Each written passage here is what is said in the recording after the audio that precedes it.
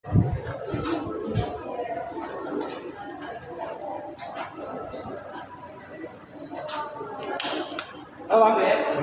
sedikit bang. Gua mau kencing dulu. Sini bang, kencing sini bang. Bareng Bang Rasman aja, bareng Bang Rasman. Sedikit aja bang, sedikit bang. Sedikit aja. Siapa hari ini bang? Enggak, gua bareng sama Bang Rasman aja gimana? Enggak apa-apa. Awalan aja, awalan. Siapa hari ini bang? Gua kencing dulu ya. Awalan aja bang, awalan. Bang periksa bang. Kencing dulu. Kencing di situ bang. Ya, sini. Gimana? Jadi agenda hari ini gimana bang? Agenda hari ini saya diperiksa atas laporan siapa itu ya, orang pengadilan, humas pengadilan yang dipanggil si Bang Hotman, tapi DKK gitu. Bang Rasman, dipanggil Bang Rasman dengan kawan-kawan. Dan di situ ada nama saya. Gimana bang? Jadi apa saja yang dibawa saat pemeriksaan ini pak? Ya, nggak Ada dokumen-dokumen? Surat-surat ini aja, surat-surat dokumen yang dibutuhkan nanti. Mungkin pertanyaan seperti apa kan saya nggak tahu. mungkin ada bantahan apa nanti ketika nanti ditanya bang? Enggak. Saya nggak ada bantahan. Karena gini, Pengadilan Negeri Jakarta Utara ini kan sedang menegur kita ya. Kita sebagai advokat itu memang dituntut untuk profesional dalam bekerja. Makanya saya atas laporan ini saya nggak pernah nyalahkan siapa-siapa. Ini konsekuensi daripada kerja kami sebagai advokat. Profesi kami sebagai advokat seperti ini konsekuensinya. Ya kalau dilaporkan seperti ini ya kami ikut aja alur diperiksa. Berarti konsekuensi dari atas ada kerusuhan di ruang sidang itu pak? Itu bukan kerusuhan, keributan yang timbul oleh orang lain sehingga memprovokasi kami. Ya. Mulanya apa? Keributan yang timbul. Mulanya Bang Rasman meminta kepada hakim untuk bertindak adil, ya, dan tidak memutus sepihak dalam menetapkan satu putusan atau satu penetapan terkait dengan sidang tertutup atau sidang terbuka kan gitu. Harusnya kan ada konsolidasi dulu atau ada pembicaraan dulu awalnya dengan pihak Bang Rasman. Ditanya dulu, Bang Rasman ini tanya dulu harusnya. Setuju tidak kalau seandainya pemeriksaan ini ditutup? Tidak boleh diliput media. Harusnya begitu dulu kan? Tapi ini tidak. Pemeriksaan kali ini harus ditutup. Bla bla bla. Tidak ada pertanyaan kepada pihak kami, nggak ada tuh. Hakim itu tidak ada pertanyaan. Kamu gimana? Kamu bukan, nggak ada. Ya. Jadi saya akan berbicara secara normatif aja, nggak ada yang ditutup-tutupi. Karena saya lurus-lurus aja gitu loh, nggak takut saya gitu. Oke, terkait tindakan yang naik meja itu gimana pak? Tanya abang naik meja bang. Yang waktu di ruang sidang kan kelihatan bahwa bapak naik meja di ruang sidang. Itu bagaimana klarifikasinya? Terus yang naik pusar gimana? Terus yang transaksi di bawah meja gimana? Kalau saya naik meja salah, terus yang transaksi di bawah meja gimana? Terus yang naik pusar gimana? Yang naik pusar secara memaksa. Salah nggak kira-kira? Kan saya naik meja kan tidak sengaja. Karena melihat klien saya dikerubuti oleh jaksa dan anggota pengadilan. Oh itu alasan naik meja? Iya, dan itu spontan. Sama sekali tidak ingat saya. Kan saya beberapa kali minta videonya agar saya bisa lihat, kalau bisa pengadilan itu ada CCTV-nya. Biar saya apa? Saya bisa melihat sebenarnya saya naik meja itu gimana caranya gitu. Karena sampai saat ini saya masih jadi teka-teki. Harapan saya itu Pengadilan Negeri Jakarta Utara punya CCTV gitu loh. Ini merasa didorong nggak waktu naik meja? Saya nggak tahu, pokoknya saya naik itu spontan karena posisinya megang handphone ini.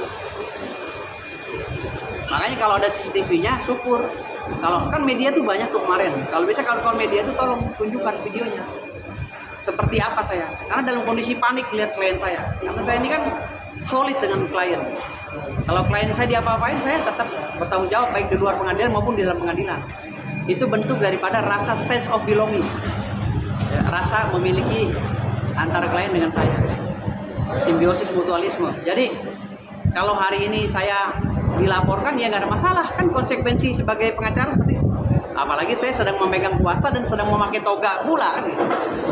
Dan saya naik meja itu kondisinya meja ini rapat sih meja, kiri kanan depan belakang itu rapat. Bagaimana saya menaik meja? Saya berdiri aja sempit. Saya dalam kondisi berdiri aja sempit mejanya. Gimana saya bisa naik meja? Apa saya begini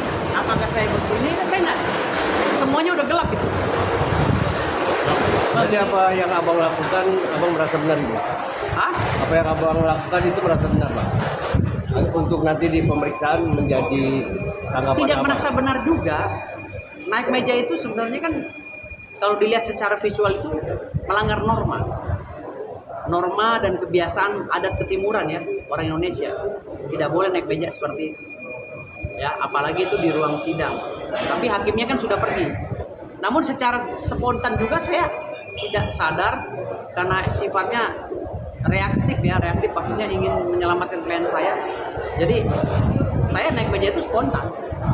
Dan beberapa kali saya minta kalau ada videonya tolong dikeluarkan. Mudah-mudahan penyidik pegang nih. Mudah-mudahan penyidik yang memeriksa saya pegang videonya biar saya bisa clear and clean bahwa saya bisa tahu oh naik mejanya seperti ini. Bang, ini mengenai surat pembekuan dari MA, kan sekarang berarti tandanya abang masih menjadi berprofesi sebagai advokat atau seperti apa? Oh masih, advokat masih. Pembekuan itu sifatnya sementara ya karena tidak ada regulasi atau undang-undang manapun yang menyebutkan bahwa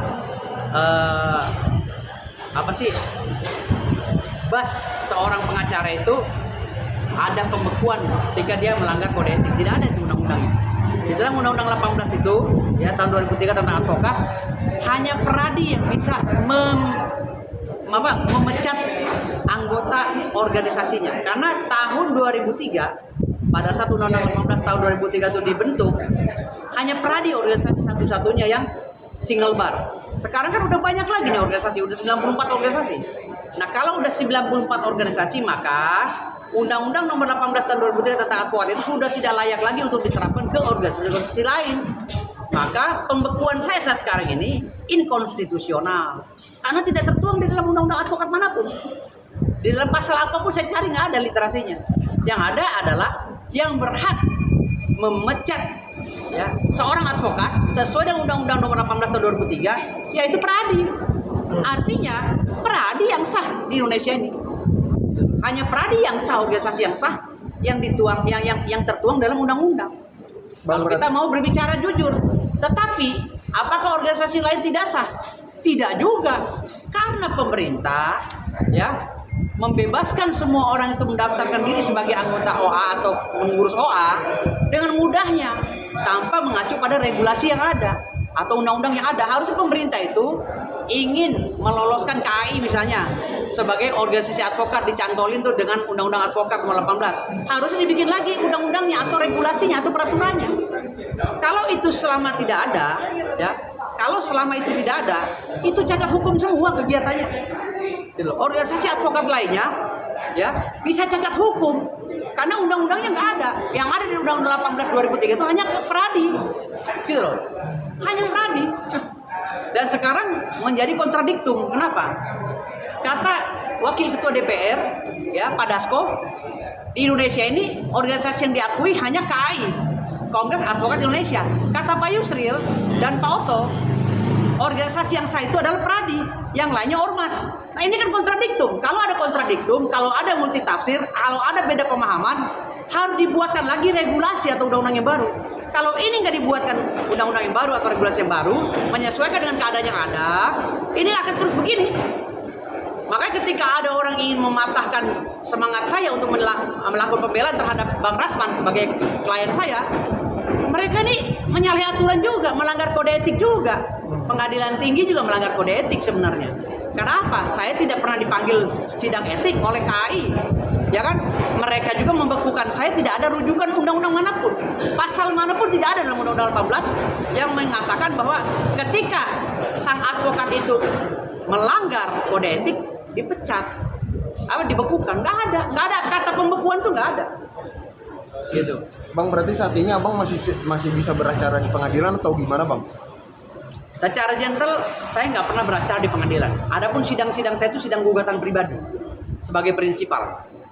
Ya, jadi sidang-sidang saya di beberapa pengadilan itu saya menggugat pribadi. Gitu. Dan memang kerjaan saya dari dulu menggugat.